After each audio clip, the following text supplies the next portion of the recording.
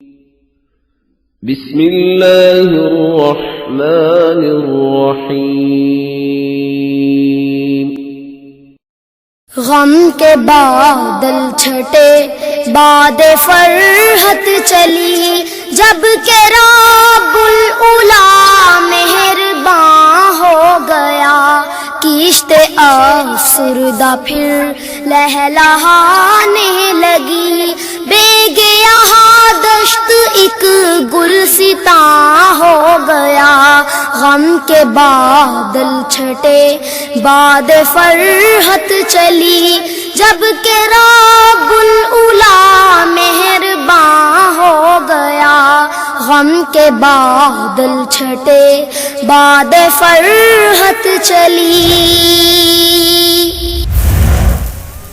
جو وہ منزل اختیار کرے گا کانٹے جھیلنے پڑیں گے۔ کبھی کسی آدمی نے سرما یا پتھر اٹھا کے آنکھ میں نہیں رکھا، اس کو رگڑے لگے، رگڑ کے جا کے پھر آنکھ کی زینت بنا۔ کسی نے مہندی کے پتے اٹھا کے ہاتھ پہ نہیں لگائے، رگڑے لگے، تب جا کے ہاتھ کی زینت بنا۔ کسی نے کپڑے کا تھان اٹھا کے جسم پہ نہیں سجا لیا، اس کو ٹکڑے ٹکڑے ہوئے، تب جا کے بدن کی زینت بنا۔ مومن کو، مسلم کو خالق کائنات آزماتے ہیں۔ آج عورت کے ساتھ، مرد کے ساتھ معانقہ کرتے ہوئے میت کے گھر میں ہی مصنوعی آوازیں بنا کے بیان کرتے ہیں جی۔ اتنا بڑا جی صدمہ ہوا، مصنوعی نوحہ۔ امام الانبیاء نے لعنت بھیجی ہے نوحہ کرنے والے مردوں پر اور عورتوں پر، حتیٰ کہ صحیح مسلم کی حدیث ہے، امام الانبیاء فرماتے ہیں الناحیۃ اذا لم تتب، اگر نوحہ کرنے والی عورت نے توبہ نہ کی، قیامت والے دن کوئلے اور یہ ریشم اور آگ کے اسے قمیض اور کپڑے پہنائے جائیں گے، اس آگ کے ساتھ جلتی رہے گی۔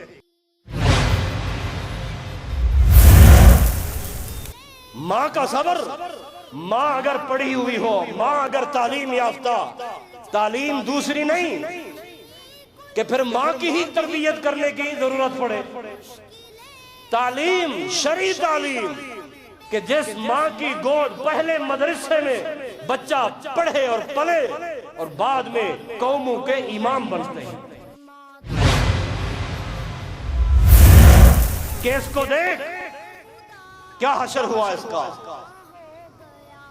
اے گورنر، میں نے سنا امام الانبیاء سے، ایک ہلاکو، ایک خون ریز آئے گا اور ایک دجال آئے گا، جھوٹا نبوت کا دعویٰ کرنے والا آئے گا۔ وہ تو ہم نے دیکھ لیا، مسیلمہ کذاب، اور ہلاکو خون ریزی کرنے والا وہ تو حجاج بن یوسف ہے، سامنے کھڑا ہے، سامنے اسے للکار رہی ہے، اور تو کہتا ہے کہ تو نے میرے بیٹے کو دنیا سے ختم کر دیا۔ اے حجاج سن لے، تو نے میرے بیٹے کی دنیا برباد کی، میرے بیٹے نے تیری آخرت برباد کر دی۔ میرا بیٹا زندہ تھا، منبر پہ کھڑا رہتا تھا، سب لوگوں سے گردن اونچی ہوتی تھی، ابھی مرنے کے بعد بھی، شہادت کے بعد بھی اوپر اللہ اکبر لٹکا ہوا ہے، سر پھر بھی سب سے اونچا ہے۔ دست قدرت میں ہر چیز ہے، میرا خالق ہے جو سب کا رازق ہے، وہ اس کے ہی دست قدرت میں ہر چیز ہے۔ رب قادر نے کن جو ہی فرما دیا، دیکھتے دیکھتے ہی فقاں ہو گیا۔ غم کے بادل چھٹے باد فرحت چلی، جب کہ رب العلا مہرباں ہو گیا، کشت افسردہ پھر لہلہانے لگی، بے گیا دشت ایک گلستاں ہو گیا، غم کے بادل چھٹے باد فرحت چلی۔ ان الحمد للہ نحمده ونستعینه ونستغفره ونعوذ باللہ من شرور انفسنا ومن سیئات اعمالنا، من يهده الله فلا مضل له ومن يضلل فلا هادي له، واشهد ان لا اله الا الله وحده لا شريك له، واشهد ان محمدا عبده ورسوله، اما بعد فان خير الحديث كتاب الله، وخير الهدي هدي محمد صلى الله عليه وسلم، وان شر الامور محدثاتها، وكل محدثة بدعة، وكل بدعة ضلالة، وكل ضلالة في النار۔ اللهم صل على محمد وعلى آل محمد كما صليت على إبراهيم وعلى آل إبراهيم إنك حميد مجيد۔ اللهم بارك على محمد وعلى آل محمد كما باركت على إبراهيم وعلى آل إبراهيم إنك حميد مجيد۔ رب اشرح لي صدري ويسر لي أمري واحلل عقدة من لساني يفقه قولي، رب زدني علما، رب زدني علما، اللهم رب زدنا علما۔ أما بعد فأعوذ بالله السميع العليم من الشيطان الرجيم، بسم الله الرحمن الرحيم۔ الذين إذا أصابتهم مصيبة قالوا إنا لله وإنا إليه راجعون۔ وقال الله تعالى في كلامه: لا يحب الله الجهر بالسوء من القول إلا من ظلم وكان الله سميعا عليما، إن تبدوا خيرا أو تخفوه أو تعفو عن سوء فإن الله كان عفوا قديرا۔ مصیبت کی دو قسمیں ہوتی ہیں، دو طرح کی مصیبت، ایک تو خالق کائنات کی طرف سے مصیبت، آزمائش، امتحان ہوتا ہے اپنی مخلوق سے، دوسری مصیبت، تکلیف، وہ ایک بندے سے دوسرے بندے کے ساتھ ہوتی ہے، مخلوق کا آپس میں ایک دوسرے کے ساتھ آزمائش میں مبتلا ہونا، تکالیف دینا، مصیبتوں میں گھیر لینا۔ جو اللہ تبارک و تعالیٰ کی طرف سے ہوتی ہے اس پہ ہمیں یہی حکم دیا گیا ہے کہ اللہ کے فیصلے پہ انسان کو راضی رہنا چاہیے اور صبر کرنا چاہیے، اس کے بدلے اللہ تعالیٰ انہیں جنت عطا کریں گے۔ ایک بندے کی طرف سے دوسرے بندے کے طرف جو یہ تکلیف اور یہ مصیبت پہنچتی ہے، اس میں ہمیں یہ درس دیا گیا ہے کہ جس کی طرف سے تکلیف پہنچی ہے، جس آدمی کو تکلیف یا مصیبت یا وہ پریشانی پہنچی ہے، اس کو چاہیے وہ اسے معاف کر دے، درگزر کر دے۔ اللہ کی توفیق سے ان دو پوائنٹوں پہ گفتگو کروں گا۔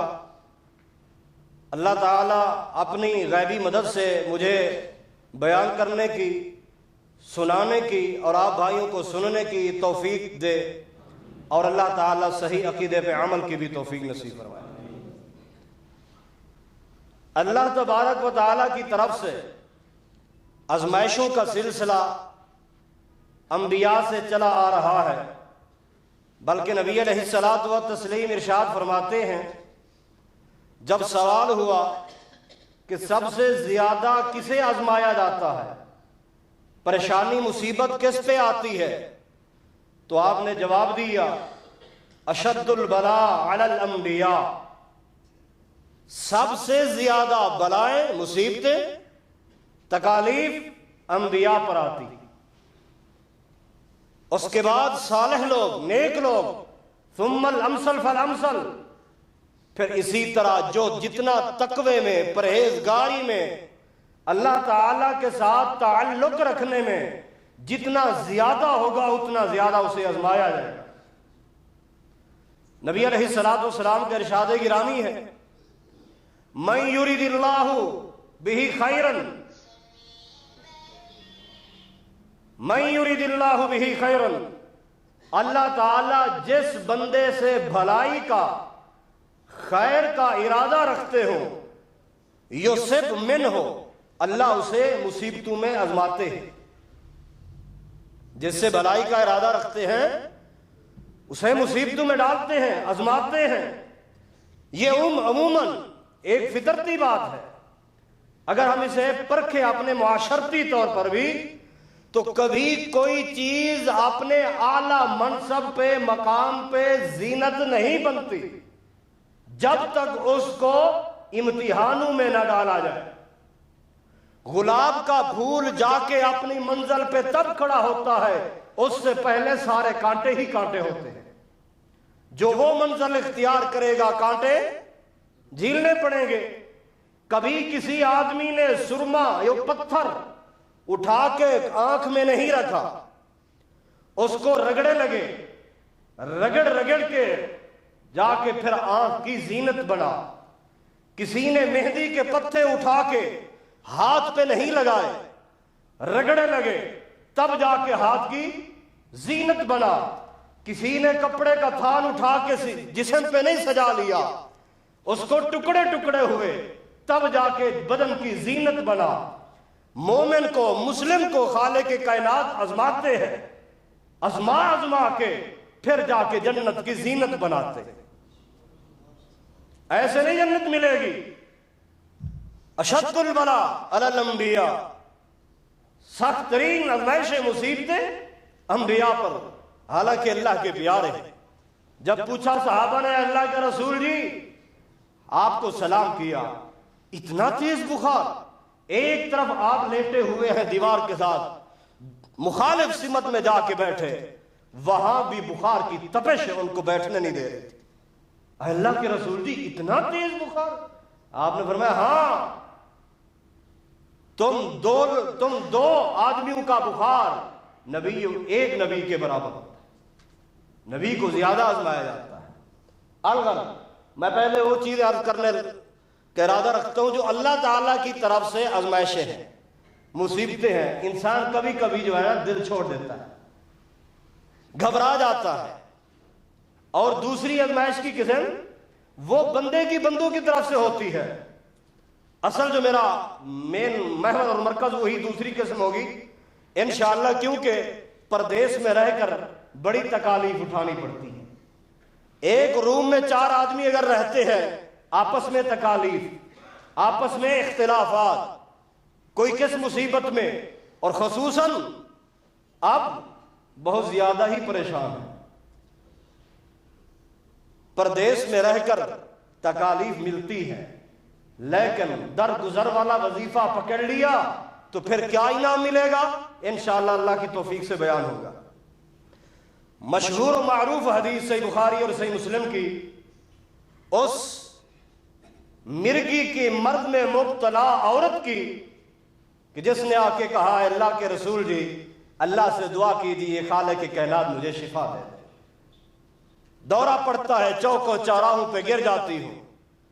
آپ نے فرمایا اے بڑھیا صبر کرے گی بدلہ جنت ملے گا۔ اللہ کی طرف سے آزمائش ہے، اللہ کی طرف سے مصیبت پہنچی ہے، تجھے تکلیف پہنچی ہے، اس کی رضا کے لیے صبر کرے گی جنت ملے گی۔ بس اللہ کے رسول جی بس، مجھے دعا کی ضرورت نہیں، میں اسی مرض میں ہی ٹھیک ہوں، اللہ کی رضا پہ راضی ہوں۔ صرف اتنا دعا کر دیجئے کہ پردہ محفوظ رہ جائے۔ آپ نے دعا کی، صحابہ کہتے ہم نے کئی مرتبہ دیکھا چوکوں پہ گری ہوئی ہوتی پر چہرے کا پردہ کبھی۔ اللہ اکبر کبیرہ۔ نبی علیہ السلام گزرے ایک قبرستان سے، دیکھا کہ ایک عورت بیچاری قبر پہ بیٹھ کے رو رہی ہے۔ آپ نے فرمایا الصبر عند الصدمۃ الاولی، صبر جب پہلے صدمہ، مصیبت، پریشانی جب پہنچتی ہے اسی وقت کرنا چاہیے۔ تو اس نے کہہ دیا تیرا کوئی مرا ہوا ہوتا تو تجھے پتا ہوتا۔ اس کو کیا علم کہ امام الانبیاء ہے؟ بعد میں پتا چلا تو گئی گھر، معذرت مانگی، معافی مانگی اور گستاخی پہ اپنا اظہار ندامت کیا۔ تو آپ نے کیا درس دیا؟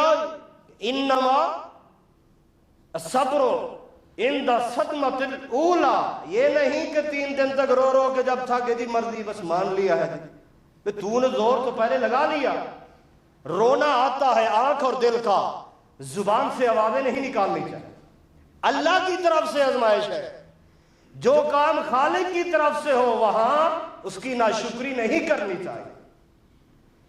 افسوس ہوتا ہے خالق کائنات کی نعمتیں کھا کھا کر ہمارے دانت ختم ہو جاتے ہیں، زبان پھر بھی خالق کی ناشکری کرنے سے باز نہیں آتی۔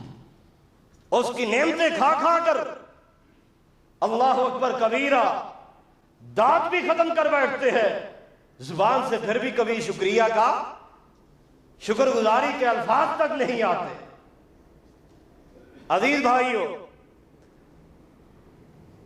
نبی علیہ الصلوۃ والتسلیم کا ارشاد گرامی ہے، صحیح بخاری اور صحیح مسلم تمام کتب میں یہ واقعہ موجود ہے۔ کمال جائے، یہ مرد تو مرد رہ گئے، عورتیں بھی اس میدان میں آگے نکل گئی ہیں۔ مشہور واقعہ، حضرت ام سلیم خامد سفر پہ ہے، واپس آیا، اتفاق سے بچہ بیمار تھا، بچہ فوت ہو گیا۔ وفات آ جانا کسی بندے کے اختیار میں ہے؟ خالق کے اختیار میں۔ اللہ تعالی بندہ، کوئی مرد یا عورت یا بچہ، کوئی سانس قبض کر کے آزماتا ہے۔ وَلَنَبْلُوَنَّكُمْ بِشَيْءٍ مِّنَ الْخَوْفِ وَالْجُوعِ وَنَقْصٍ مِّنَ الْأَمْوَالِ وَالْأَنفُسِ، جان لے لی، آزمایا۔ گھر آیا خاوند، ابو طلحہ، جی بیٹے کا کیا حال ہے؟ وہ پہلے سے اب زیادہ آرام اور سکون میں ہے۔ ٹھیک ہے، اس نے یہ سمجھا کہ سویا ہوا ہے، سکون کر رہا۔ قربان جائیے، اللہ اکبر۔ یہ ہے بیوی کہ خامد کے آنے کا احترام، تھکاوٹ اور اس کی سفر کی حالت کو دیکھ کر آتے ہوئے اعتراضات، پریشانیاں اور مسائل کی گٹھڑیاں اٹھا کے سامنے پھینک دے، نہیں، سکون دیا، آرام کیجیے، سو گئے۔ حتیٰ کہ رات کو حقوق زوجیت بھی ادا ہوا۔ صبح جب دوبارہ کام کے لیے جانے لگے تو بیوی نے آواز دی، ام سلیم نے، اے سر کے تاج ابو طلحہ جی، بیٹا تو فوت ہو گیا۔ ہاں کب کا؟ کل کا ہو گیا۔ پھر تو جھوٹ بولا؟ نہیں، جھوٹ تو نہیں بولا، میں نے کہا پہلے سے زیادہ سکون میں ہے۔ پریشان ہو گئے کہ تو پہلے مجھے بتاتی، رات کو ہم حقوق زوجیت بھی ادا کر بیٹھے۔ پوری رات سکون، کوئی پریشانی نہیں آنے دی کہ اللہ تعالیٰ کا فیصلہ ہے۔ آج اگر تھوڑی سی خبر مل جائے، ٹھیک ہے، ماں کا کلیجہ ہوتا ہے، پر ماں کو اسلام یہ بھی درس دیتا ہے صبر کرنا چاہیے، خود بھی صبر کرے، اوروں کو بھی صبر کا درس دے۔ عورت ہے، ماں ہے، لیکن صبر کا اتنا پیکر بنی ہوئی ہے، پریشان۔ حضرت ابو طلحہ بھاگے بھاگے گئے، اللہ کے رسول جی ایسے ایسے معاملہ بن گیا، تو کیا ہوگا؟ آپ نے فرمایا کچھ نہیں، پریشان نہیں ہونا، اے اللہ، بلکہ آپ نے لعلہ کا لفظ استعمال کیا کہ کاش کے، شاید کہ اللہ تعالیٰ تمہارے اس حقوق زوجیت جو ادا کیا اس میں برکت ڈال دے، اللہ تمہیں کو صالح اولاد عطا کر دے۔ پریشان نہیں ہونا. ٹھیک ہے جی, عرصہ گزرا, اللہ نے وسی نطفے سے بیٹا دیا. فوری ام سلیم نے کہا ہے انس جی جلدی جلدی لے کے جاؤ امام الانبیاء کے پاس. آپ کے پاس پہنچ گئے, آپ نے اس کو حنکا یعنی گھٹی لگائی, نام عبداللہ رکھا. صحابہ فرماتے ہیں کہ اس عبداللہ سے اللہ تعالیٰ نے 9 بیٹے دیے. اس عبداللہ سے 9 بیٹے, اور وہ 9 کے 9 مدینے کے سب سے بڑے قاری ثابت ہوئے, حافظ قرآن بنے, کیونکہ امام الانبیاء کی دعا تھی.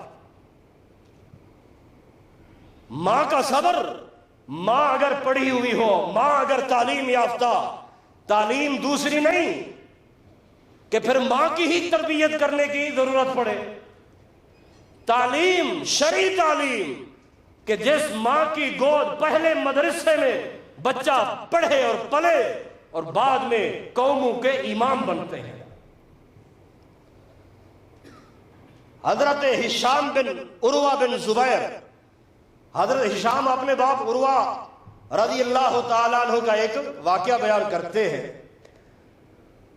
ان کو ٹانگ پہ ایک دانہ نکلا, پھنسی پھوڑا نکلا, بڑھتا گیا, حتیٰ کہ ڈاکٹر کو منگوایا گیا. فیصلہ یہ ہوا کہ ٹانگ کاٹی جائے گی اور اس آپریشن کے لیے پہلے نشہ استعمال ہوگا, کوئی چیز پلائی جائے گی جس سے آپ کا دماغ, کیونکہ ابھی یہ انجیکشن آئے ہیں, بھی کوئی چیز پلائی جائے گی, آپ کا دماغ ختم ہو جائے گا, آپ کو یہ تکلیف محسوس نہیں ہوگی, ہم کاٹ لیں گے.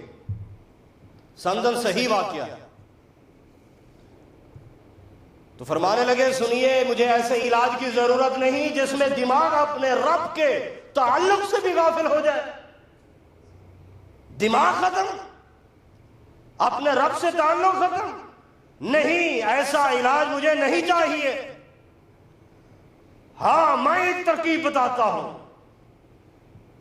نشہ حرام ہے, ناجائز ہے, دماغ کو ختم کرنے والی چیز ہے, اس کو چھوڑیے, میں علاج بتاتا ہوں. میں ابھی وضو کر کے 2 رکعت پڑھتا ہوں, دوران نماز میری ٹانگ کاٹ لینا, مجھے تکلیف نہیں ہوگی. تمہارا جو مقصود ہے کہ دماغ معوف ہوگا, تکلیف محسوس نہیں ہوگی, تو کاٹ لیں گے. لہذا اس کا علاج یہی ہے, میں نماز پڑھتا ہوں, اپنے رب کے ساتھ تعلق جوڑتا ہوں, دوران نماز تم ٹانگ کاٹ دینا. ٹھیک ہے جی. حضرات نماز شروع کی, طبیب نے, ڈاکٹر نے نصف پنڈلی سے ٹانگ کاٹ لی, پرواہ تک نہیں ہوئی. سلام پھیرنے کا بعد پوچھتے ہیں آپریشن ہو گیا؟ جی ہاں جی ہو گیا. حضرات اللہ کی طرف سے آئی ہوئی آزمائشوں پر ان کا کتنا صبر تھا اور کتنا وہ دلیر تھا, اور کتنا ایمانداری کہ جیسے دماغ چلا جائے مجھے اس کو دوا و علاج کی ضرورت بھی نہیں ہے, کہ میں ایک لحظے کے لیے اپنے رب سے تعلق ختم نہیں کرنا چاہتا. حضرت صفیہ بنت عبد المطلب جو کہ امام الانبیاء کی پھوپھی ہے, میدان احد میں آئیں, امام الانبیاء نے دیکھا اور فرمایا ہے زبیر جی, عبداللہ بن زبیر, جلدی کر تیری ماں آ رہی ہے, ماں کو جا کے روک, ادھر نہ آئے, اس لیے کہ اس کا بھائی شہید ہو چکا ہے اور مسلح ہو چکا ہے. حضرت حمزہ رضی اللہ تعالیٰ عنہ اعضاء کاٹے گئے ہیں, تیری بہن آئے گی, تیری ماں آئے گی, کہیں آ کے بے صبری کا مظاہرہ نہ کرے, جا اس کو روک کے آ. حضرت عبداللہ بن زبیر کہتے ہیں میں گیا, امی جی رک جائیے, امام الانبیاء کا پیغام لے کے آیا ہوں. کیا پیغام؟ ادھر مت آنا, علیہ وسلم نے روک دیا ہے. ہاں ہاں میں جانتی ہوں, مجھے کس لیے روکا جا رہا ہے کہ شاید میں بے صبری کا مظاہرہ کروں گی. جا امام الانبیاء کو بتا دے میں اپنے رب سے صبر کی اور اجر کی امید رکھتی ہوں, میرا بھائی شہید ہوا, یہ جنتی مہمان ہے, میں بے صبری عورت نہیں ہوں، جا کے امام الانبیاء کو بتا دے۔ امام الانبیاء کو بتایا گیا، آپ نے فرمایا خلی سبیلا، اس کا راستہ چھوڑ دیجیے، آنے دیجیے۔ آگے جا کے بھائی کو دیکھا، ہاتھ اٹھائے، اے اللہ تیری رضا پہ راضی، تیرے لیے اس نے جان دی، تجھ سے ہی اجر و ثواب کی منتظر ہوں، بے صبری کا مظاہرہ نہیں کیا، مسلح ہو چکا ہے، اتنا ظلم کے ساتھ مارا گیا، شہید کیا گیا، لیکن پھر بھی بہن ہو کے، ہاں اس لیے کہ ان کا استاد کامل تھا، ان کا استاد امام الانبیاء تھا، اور ان کے دلوں میں امام الانبیاء کی سچی محبت تھی۔ آج عورت کے ساتھ، مرد کے ساتھ معانقہ کرتے ہوئے میت کے گھر میں ہی مصنوعی آوازیں بنا کے بیان کرتے ہیں جی، اتنا بڑا جی صدمہ ہوا، مصنوعی نوحہ، امام الانبیاء نے لعنت بھیجی ہے نوحہ کرنے والے مردوں پر اور عورتوں پر۔ حتیٰ کہ صحیح مسلم کی حدیث ہے، امام الانبیاء فرماتے ہیں الناحیۃ اذا لم تتب، اگر نوحہ کرنے والی عورت نے توبہ نہ کی، قیامت والے دن کوئلے اور یہ ریشم اور آگ کے اسے قمیض اور کپڑے پہنائے جائیں گے، اس آگ کے ساتھ جلتی رہے گی، وہ ظالموں میں سے ہے۔ لہذا عزیز بھائیوں، استاد کامل تھا، اس لیے موقع پہ بھی آئی، لیکن پھر بھی بے صبری کا مظاہرہ نہیں کیا۔ حجاج نے کہا، اسماء بنت ابی بکر کو بلایا کہ ادھر آ، تیرا بیٹا پھانسی پہ لٹکا ہوا ہے، آخری دیدار کر لے۔ آخری عمر تھی، نگاہ کچھ کمزور تھی، حضرت اسماء بنت ابی بکر آئی، امی عائشہ سے 10 سال بڑی تھی۔ آ کے جب دیکھا مکے کی گلیوں میں حجاج نے بہت عظیم المرتبت صحابی عبداللہ بن زبیر کو پھانسی پہ لٹکایا ہوا، صحابی درخت کے ساتھ لٹکا ہوا ہے۔ ماں آئی اور حجاج کہتا ہے گھٹیا اور غلیظ انداز میں کہ اس کو دیکھ کیا حشر ہوا اس کا۔ ماں نے کھڑے ہو کے وہاں ایسا جھنجھوڑا، آج تو کوئی کسی کے سامنے اتنا للکار ہی نہیں سکتا۔ اے گورنر، میں نے سنا امام الانبیاء سے ایک ہلاکو، ایک خون ریز آئے گا اور ایک دجال آئے گا، جھوٹا نبوت کا دعویٰ کرنے والا آئے گا، وہ تو ہم نے دیکھ لیا، مسیلمہ کذاب، اور ہلاکو خون ریزی کرنے والا وہ تو حجاج بن یوسف ہے، سامنے کھڑا ہے، سامنے اسے للکار رہی ہے، اور تو کہتا ہے کہ تو نے میرے بیٹے کو دنیا سے ختم کر دیا۔ اے حجاج سن لے، تو نے میرے بیٹے کی دنیا برباد کی، میرے بیٹے نے تیری آخرت برباد کر دی۔ میرا بیٹا زندہ تھا، منبر پہ کھڑا رہتا تھا، سب لوگوں سے گردن اونچی ہوتی تھی، ابھی مرنے کے بعد بھی، شہادت کے بعد بھی اوپر اللہ اکبر لٹکا ہوا ہے، سر پھر بھی سب سے اونچا ہے۔ یہ تھی ماں، گورنر کے سامنے کھڑ کے للکار دیا، جھنجھوڑا اسے۔ یہ ایمان بولتا ہے، ایمان۔ ہمارے ایمان کہاں گئے؟ کانٹا لگتا ہے وہ دھاڑوے کر دیتے ہیں، اللہ میں اللہ کا نام بھی نہیں آتا۔ حتیٰ کہ امام الانبیاء فرماتے ہیں ما من مصیبت یصیب بہا، کسی مومن کو بھی کوئی مصیبت بڑی یا چھوٹی، حتی شوکا، حتیٰ کہ کانٹا بھی کسی کو لگ گیا اور اس کانٹے پہ بھی اس نے صبر کیا، اس صبر کے بدلے اللہ انہیں جنت عطا کرے گا، اس صبر کا بدلہ دیا جائے گا۔ کانٹے پہ صبر کرنے والا، اللہ اور اس کے رسول کے لیے مصیبت آئے، پریشانی آئے، ہمارا ایمان نہ جاگے، ایمان کی تجدید کرنی چاہیے۔ نبی علیہ السلام کتنے عظیم المرتبت، دیکھیے ان پہ کیسے آزمائش آئی، اور پھر نبی علیہ السلام نے کیا نعوذ باللہ اللہ کی ناشکری کی؟ قطعاً نہیں. اپنے رب کی رضا پہ راضی. ہم تھوڑی تھوڑی بات، کوئی بھی چھوٹی مصیبت اللہ کی ناشکری کر رہے. میرے عزیز بھائیو، اللہ کی ناشکری نہیں کرنی چاہیے. اللہ تعالیٰ کی ناشکری وہ کرے جو نہ اللہ تعالیٰ کا دیا ہوا کھاتا ہے، نہ اللہ کا دیا ہوا پیتا ہے، نہ اللہ کی دھرتی اس زمین پہ رہتا ہے، نہ وہ اللہ تعالیٰ کے انعامات سے فائدہ اٹھاتا ہے. وہ بے شک ناشکری کرے. جب سارا کچھ اللہ تعالیٰ کا دیا ہوا ہم کھائیں پیئیں پہنے استعمال کریں، پھر اس رب کی ناشکری. نماز کا ٹائم ہوا، آپ نے پوچھا اصلت صلاۃ، نماز ہوگی؟ جی نہیں ہوئی. پانی لاؤ.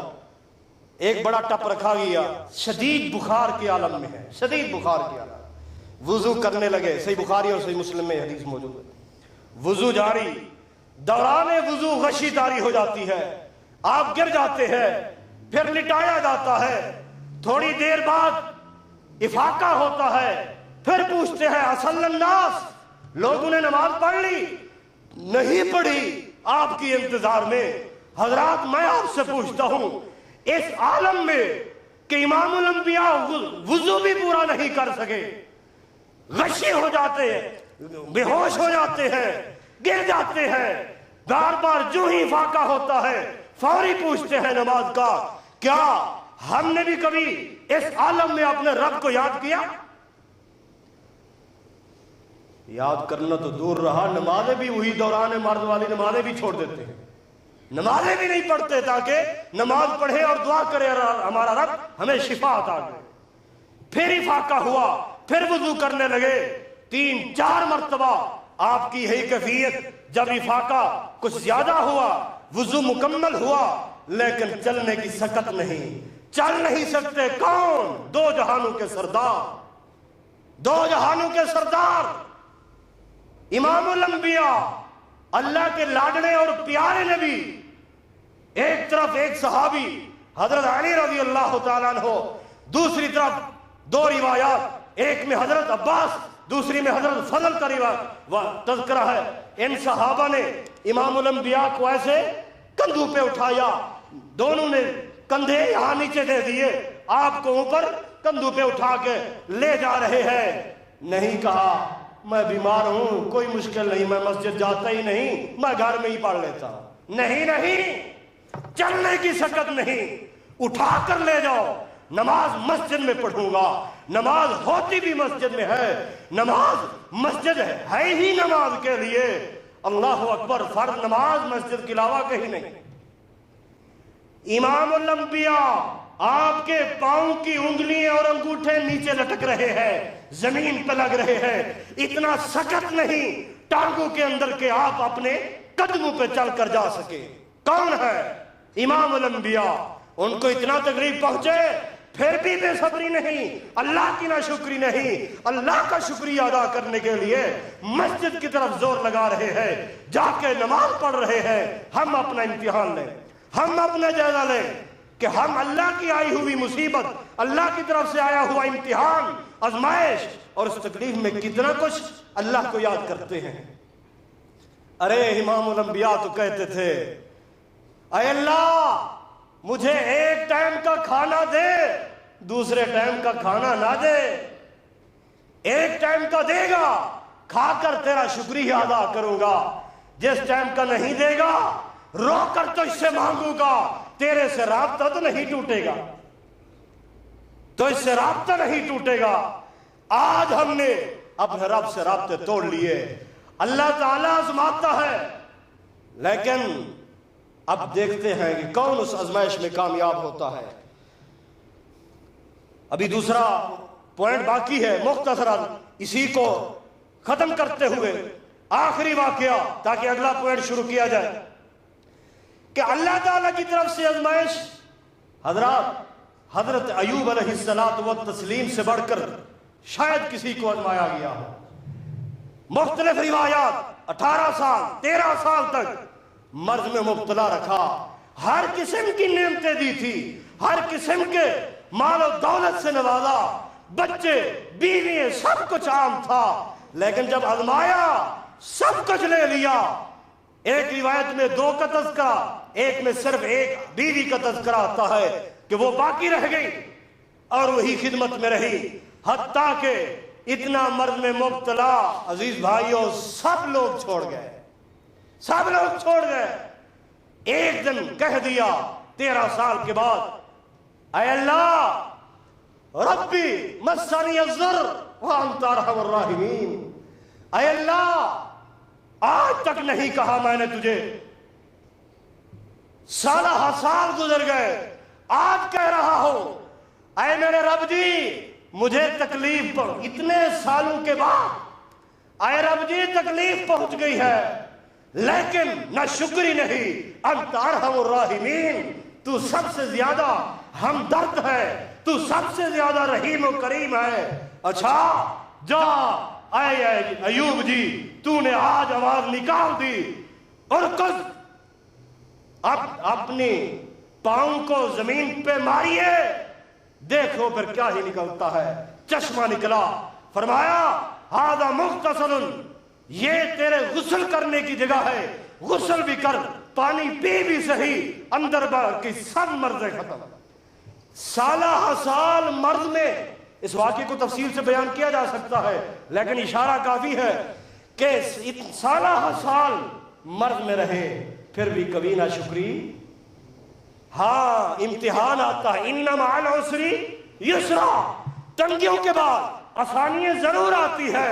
पहले किस्म किस्म के माल दौलत दिया था, ले लिया, फिर वही अय्यूब अलैहिस्सलाम बैठे हैं सोने और चांदी के, ये टिड्डियां ऊपर से नीचे गिर रही है, सोना चांदी इकट्ठा कर रहे, फिर वही इनामात सब कुछ अल्लाह ने लौटा दिए।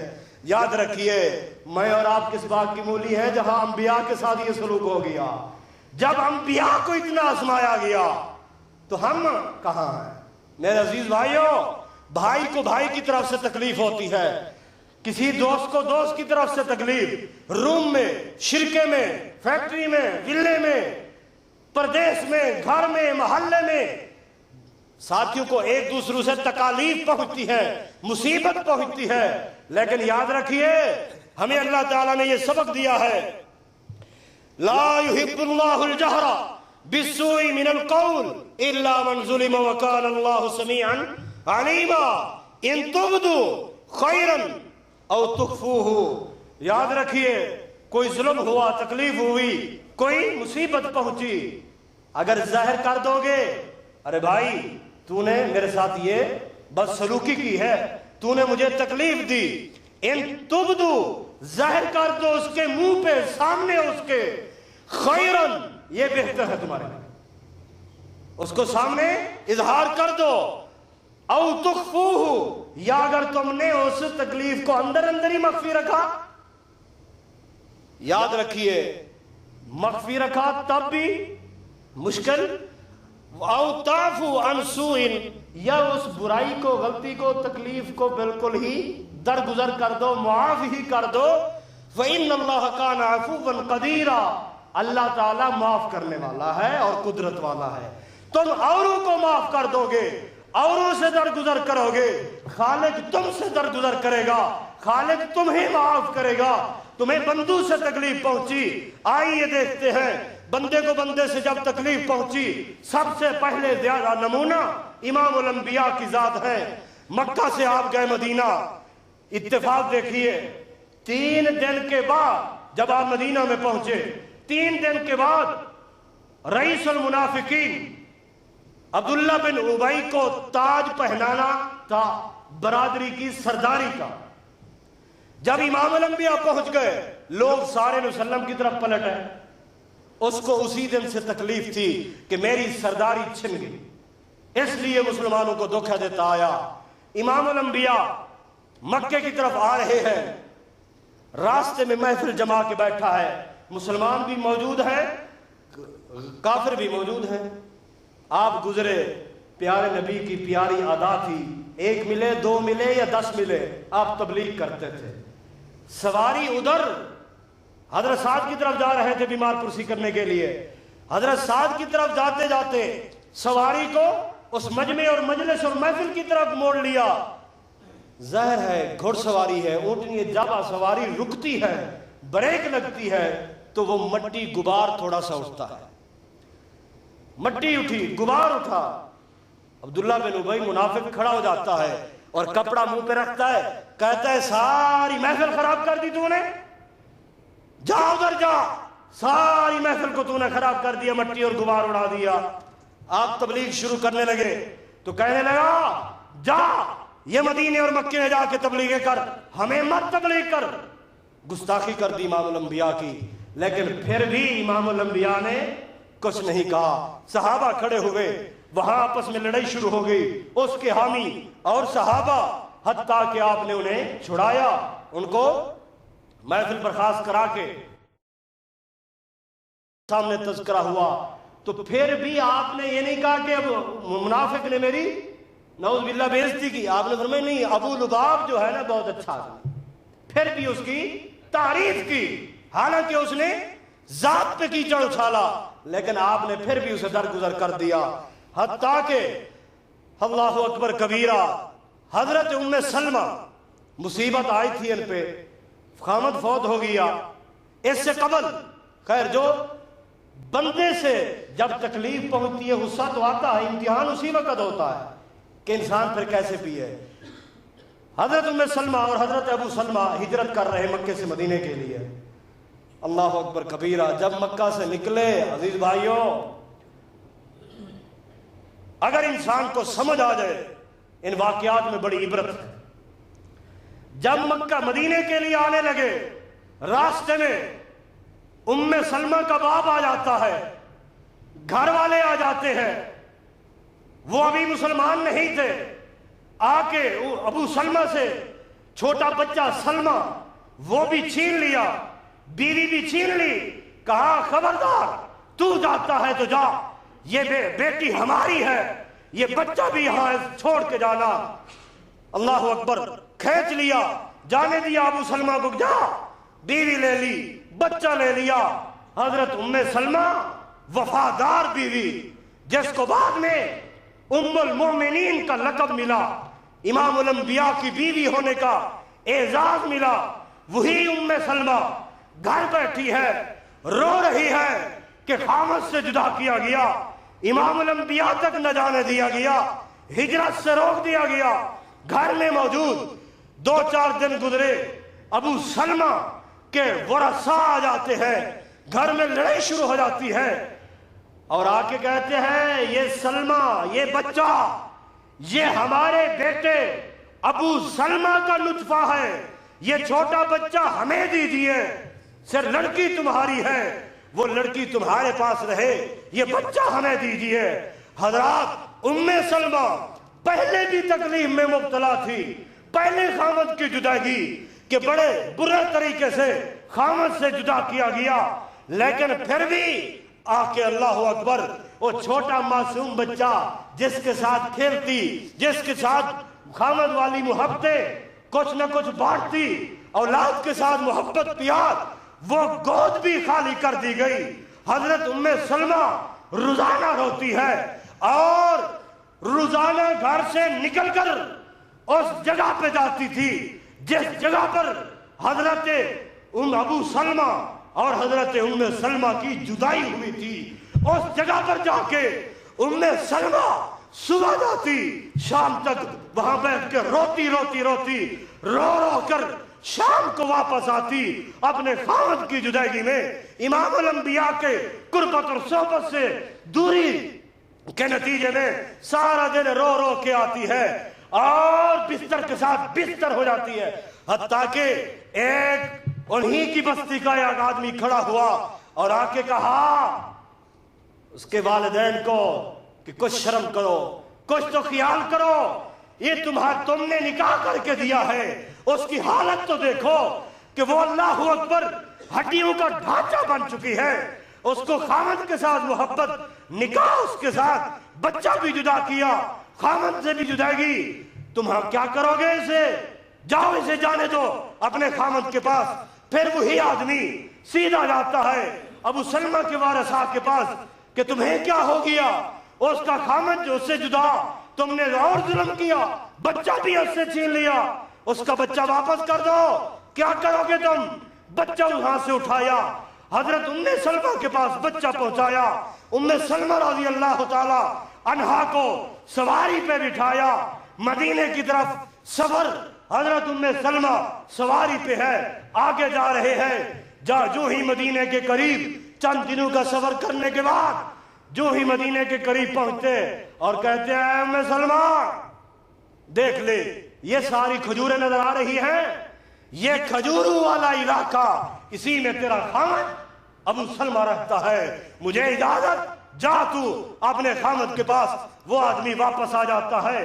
حضرات اب ام سلمہ کے ساتھ اتنا اللہ اکبر تکالیف اور مصیبتوں کے ازمائشوں کے پہاڑ ڈھائے گئے، کبھی بے صبری نہ شکری نہیں کی، اللہ اکبر کبیرہ، کبھی برے الفاظ نہیں کہے اپنے اوپر ظلم کرنے والوں کے ساتھ۔ حضرات نبی علیہ الصلوۃ والتسلیم مدینہ میں بیٹھے، کالے رنگ کا آدمی آیا، آ کے سامنے کھڑا ہے، اے اللہ کے رسول جی مجھے معاف کر دیجئے، میں اسلام قبول کرنا چاہتا ہوں۔ اچھا اے وحشی بن حرب، تو نے ظلم تو بڑا کیا، تو نے میرے چچا کو شہید کیا، حضرت حمزہ رضی اللہ تعالیٰ عنہ، اتنا بڑا سانحہ۔ ٹھیک ہے، آ گیا ہے سچے دل سے، جا اپنی تکالیف، اپنی مصیبتیں، اپنے صدمات میں سب کو ایک طرف رکھتا ہوں، تیرا اسلام قبول کرتا ہوں، میں نے تجھے معاف کر دیا ہے، کوئی بدلہ نہیں، کوئی اللہ اکبر، کوئی سزا، کوئی تکلیف، کچھ بھی نہیں، جا۔ لیکن ایک چیز ہے کہ تو آج کے بعد میرے سامنے نہ آنا، جو میرے سامنے آئے گا مجھے اپنے اس چچا کی وہ باتیں، وہ اللہ اکبر بچپنے والے حالات مجھے یاد آ جاتے ہیں، دکھ ہوتا ہے، لیکن میں نے تیرے اسلام کو اپنی سب تکالیف پہ ترجیح دی ہے، معاف کر دیا۔ بات نہیں سمجھ آئی؟ حضرات نبی علیہ السلام احد کے بدر کے میدان میں جب آپ کا دماد آپ کے سامنے لڑنے کے لیے آ گیا، ابو العاص، اسی دن آپ نے اسے چھڑوایا بھی تھا اس ہار کی وجہ سے، جو ہار حضرت زینب امام الانبیاء کی بیٹی نے بھیجا تھا۔ ہار کو دیکھا، رو پڑے، فرمایا ساتھیو اگر تم کہہ دو، اجازت دو تو ہار بھی واپس ابو العاص کو ایسے آزاد کر دیتے ہیں۔ یہ ہار میری پیاری بیوی خدیجہ کی نشانی جو اس نے اپنی بیٹی کو دی تھی، ہار اس کے پاس واپس۔ الغرض فرمایا اے ابو العاص اب تو میرے سامنے آ گیا لڑنے کے لیے، کلمہ پڑھ کے مسلمان ہو جا، نہیں تو میری بیٹی کا راستہ خلاص کر دے، بیٹی واپس کر دے۔ حضرات ابو العاص گھر جاتا ہے، دن دہاڑے اللہ اکبر کبیرہ امام الانبیاء کی، دو جہانوں کے سردار کی بیٹی کو سواری پہ بٹھا کے خاوند روانہ ہو رہا ہے مدینہ سے، مکہ سے مدینے کے لیے، اور جو ہی اوپر بٹھایا حبار بن اسود نامی ایک آدمی آ کے لگام پکڑتا ہے اور ایسا جھنجھوڑتا ہے، ایسا جھنجھوڑتا ہے سواری کو، اور کہتا ہے خبردار، جس نے ہمیں پوری دنیا میں ذلیل و رسوا کر دیا، ہمارے سارے سردار مار کے ڈھیر لگا دیے، ہم اس کی عزت کو، اس کی بیٹی کو احترام کے ساتھ جانے دیں گے؟ اس نے ایسے ہلایا سواری کو، اونٹنی کو، جھنجھوڑا، دھکے دیے۔ دو جہانوں کے سردار کی بیٹی حضرت زینب حاملہ تھی، حمل کے ساتھ اوپر کوہان سے گری، نیچے آ گئی، حتیٰ کہ اس چوٹ کی وجہ سے حضرت زینب کا حمل بچہ ضائع ہو گیا۔ امام الانبیاء کی بیٹی گر رہی ہے، امام الانبیاء نبی علیہ السلام علم نہیں، خامد ساتھ ہے، وہ بدلے لے رہا ہے۔ ابھی یہ منظر حضرات بچوں والے جانتے ہیں کہ زندگی کی تکلیف کیا ہوتی ہے اور کتنا ہوتی ہے۔ نیچے گری ہوئی امام الانبیاء کی بیٹی اللہ اکبر رو رہی ہے۔ اسی بستی کا ایک اور آدمی آتا ہے، आके उस हिबार को पकड़ता है, कहता है ओ बेवकूफ, लड़ाइयां होती है, बदले लिए जाते हैं, मर्द मर्दों से बदले लेते हैं, औरतों से नहीं। ये बुज़दिली की अलामत है। हमने बदले लेने हैं तो हम मर्दों से बदले लेंगे। इस औरत बेचारी का क्या कसूर है? इज्जत के साथ जाने दो। ओए अबुल आस, तुझे किसने कहा दिन को निकल पड़, तू रात को निकलता? अल्लाह अकबर कबीरा। हजरात, रात को लेके वही ज़िदकी की तकलीफ में हमल ज़ह होने के बाद उसी कुहान पे इमामुल अंबिया की बेटी बैठी है, और ये 400 किलोमीटर का सफर उसी सवारी के ऊपर बैठ के किया। अल्लाह अकबर कबीरा।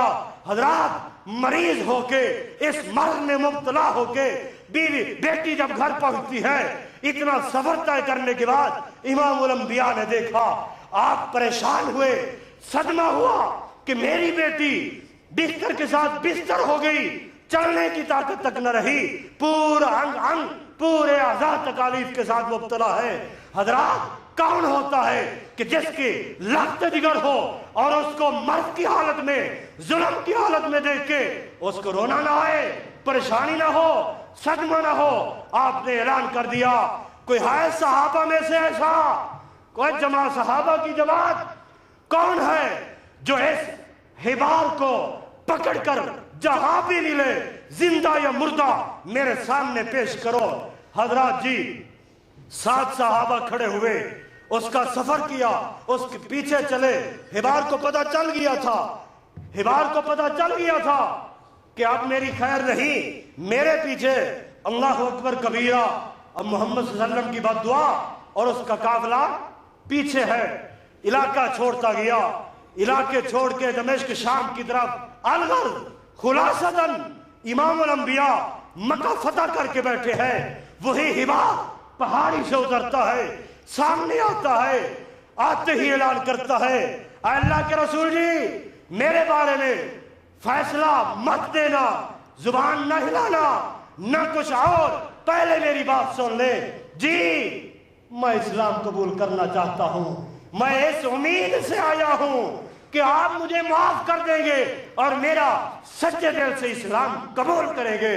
आपने फरमाया, हिबार सच्चे दिल से आया है, इस्लाम कबूल कर रहा है, जहां मैंने अपने बेटी की सख्त तकालीफ को माफ कर दिया है, कोई बदला नहीं, कोई तकलीफ और कोई सजा नहीं, मैंने तुझे माफ कर दिया।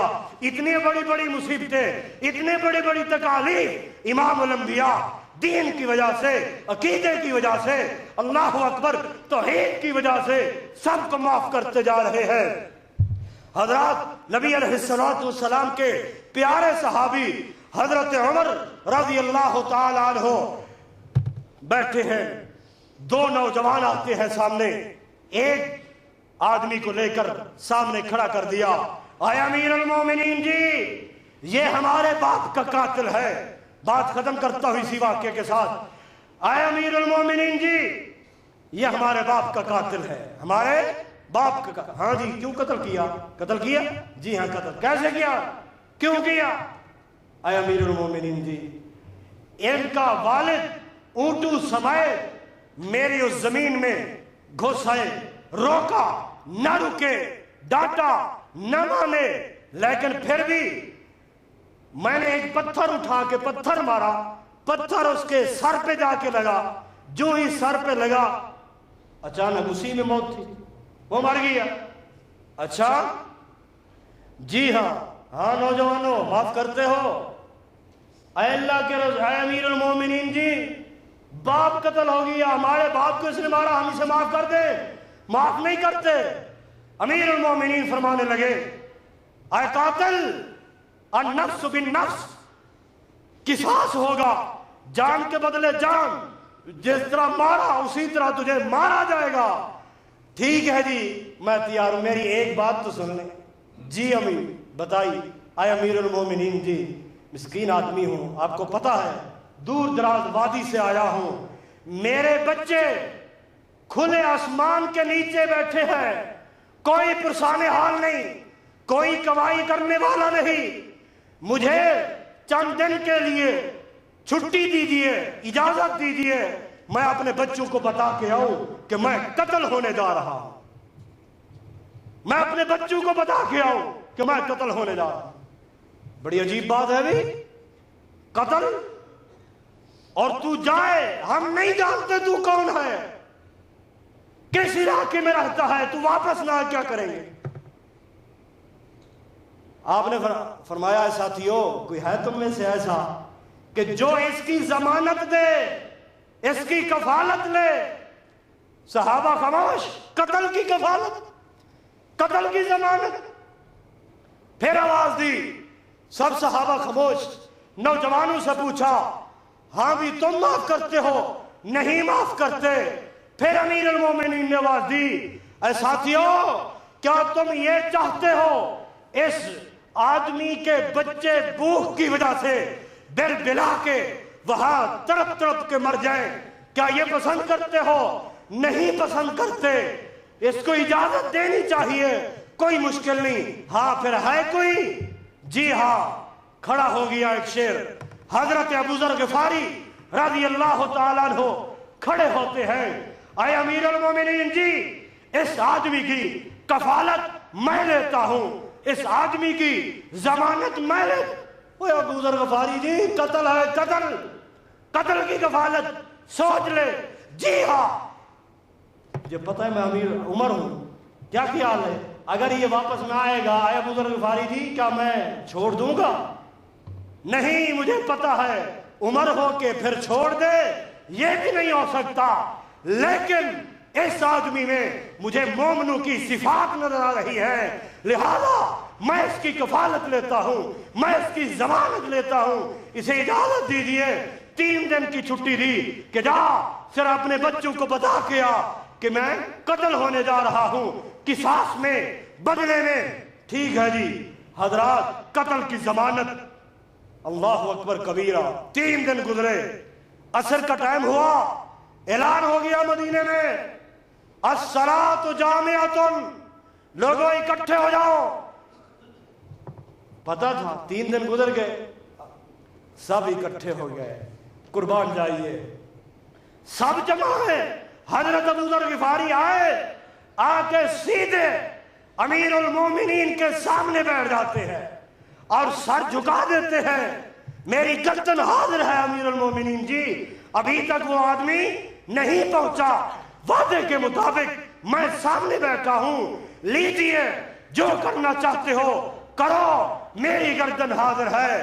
अमीरुल मोमिनीन कहने लगे, सब्र कीजिए, दाएं बाएं देखो, अभी सूरज बाकी है, सूरज के गुरूब होते वक्त तक इंतजार करो, सूरज गुरूब होने के बाद फिर किसास लिया जाएगा, बदला लिया जाएगा, गर्दन उड़ाई जाएगी। हजरत जी चारों तरफ सहाबा देख रहे हैं, अचानक क्या ही देखते हैं, एक आदमी सामने आ रहा है। जो ही करीब पहुंचा, सबने पहचान लिया, वो नौजवान भी बैठे थे। अमीरुल मोमिनीन ने नारा तकबीर बुलंद किया, अल्लाहु अकबर की आवाज लगाई कि खुश हो जाओ, वही कातिल आ गया। सहाबा ने भी अल्लाहु अकबर बुलंद किया, कातिल सामने आ गया। सूरज गुरूब होने से पहले कातिल मैदान में आ गया। वादे के मुताबिक, मुआहदे के मुताबिक, वादा खिलाफी नहीं की, मुआहदे को नहीं तोड़ा, आगे जी कातिल तू ना आता तो हम तुझे जानते ही नहीं थे, तू कहां का? तो फिर अमीरुल मोमिनीन जी, मैं इसलिए आया हूं कि इस जमाने में कोई ये न कहे कि किसी आदमी में आज इस जमाने में कोई अहद वफा, वफा पूरा, वादा पूरा करने वाला कोई रह ही नहीं गया। इसलिए आया हूं कि किसी मुसलमान पे उंगली ना उठे कि ये मुसलमान वादा खिलाफी करते हैं, आज कोई वादे को पालने वाला नहीं।